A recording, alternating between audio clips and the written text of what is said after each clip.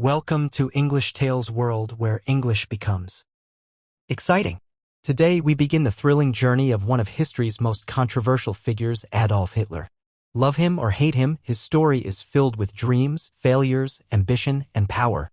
From a small boy with big dreams to a man who changed the world forever, this is the story of Adolf Hitler like you've never heard before.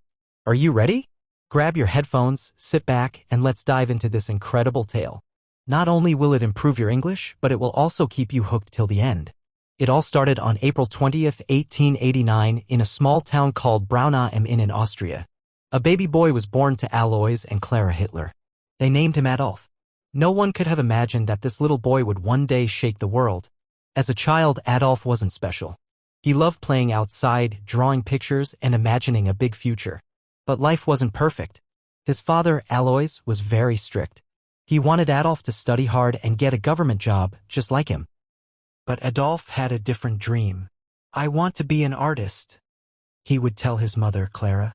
She loved him deeply and supported his dream, but she couldn't change Alois's mind. Adolf's childhood was full of fights with his father. Alois would shout, "Art is not a real job," and Adolf would stay quiet, hiding his tears. When he was 13, his father died suddenly. Some people thought Adolf would feel free, but losing his father left a hole in his heart. He started skipping school. Once a good student, now he didn't care. Teachers would say, "Adolf is smart, but he's lazy." All he wanted to do was draw.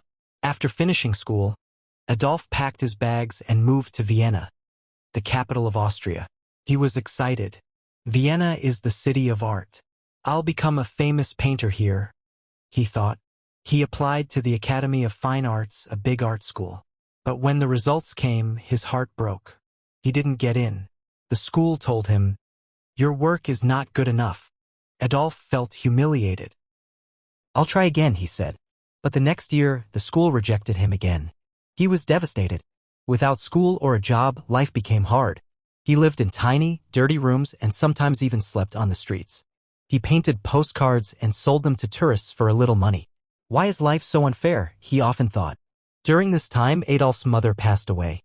He was alone and angry. He started blaming others for his failures. "It's not my fault," he would say. In 1914, everything changed. World War I began, and Adolf saw a chance to give his life meaning. He joined the German army. He loved being a soldier.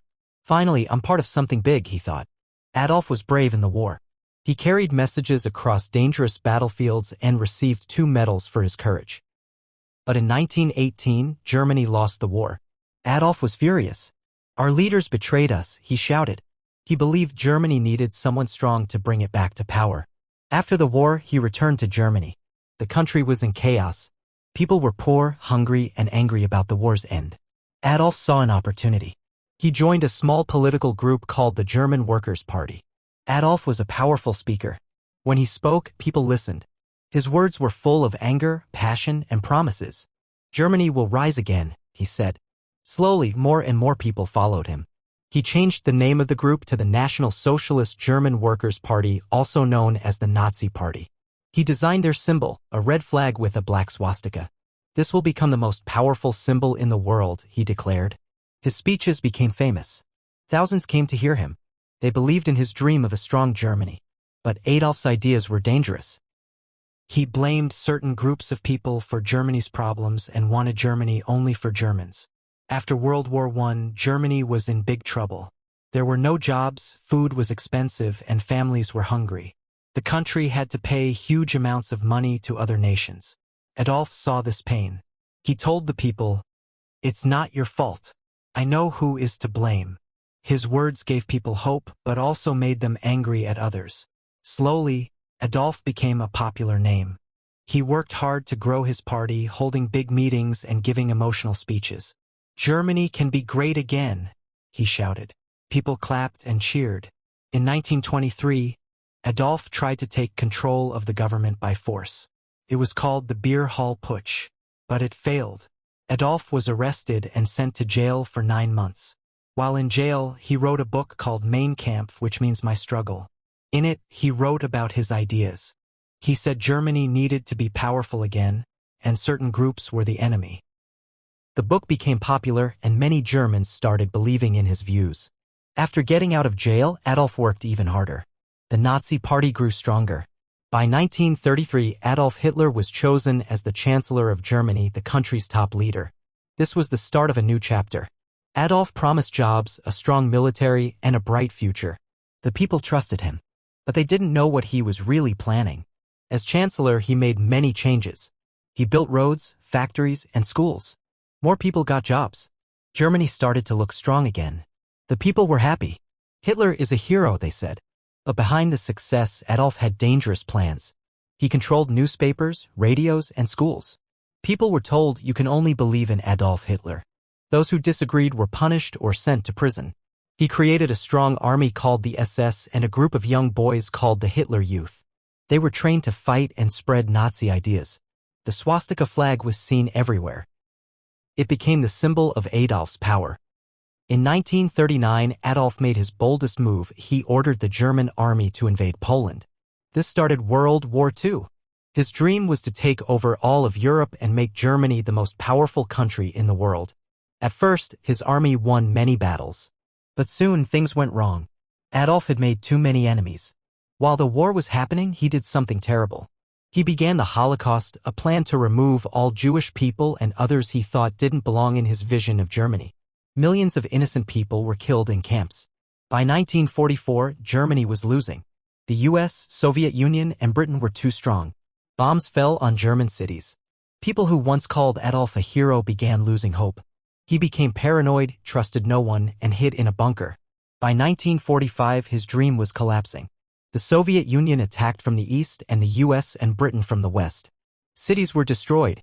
Why did we follow him? Many asked. But Adolf didn't give up. We will not surrender, he shouted. Deep down, he knew the war was lost. In April 1945, he stayed in a cold bunker in Berlin, surrounded by loyal followers and his girlfriend Eva Braun. On April 29th, they got married in the bunker. On April 30th, Adolf made his final decision. I will not be captured alive, he told his followers. Moments later, he and Eva took their own lives. When Soviet soldiers reached the bunker, they found their bodies. Germany surrendered on May 8, 1945. Adolf's dream had brought only destruction. Millions died because of his actions. After his death, the world worked to rebuild. Germany became a peaceful country. The horrors of the Holocaust and World War II are remembered to make sure they never happen again. Today, Adolf Hitler's name is a warning, a symbol of the dangers of hate, ambition, and the misuse of power. His story teaches us that every choice we make shapes our future. Adolf's decisions led to pain and loss for millions. This reminds us, every action matters. We must choose wisely and always think about the impact of our choices. Hate and division tear people apart. But kindness and unity bring people together. Life is too short for anger and judgment. By being kind and understanding, we can build a future filled with hope, not regret. So remember, choose love over hate, humility over pride, and unity over division. These lessons can help us make the world a better place. This was the story of Adolf Hitler, a man whose life changed the world forever. A story of dreams, power, and the tragic mistakes that shaped history. Thank you for listening.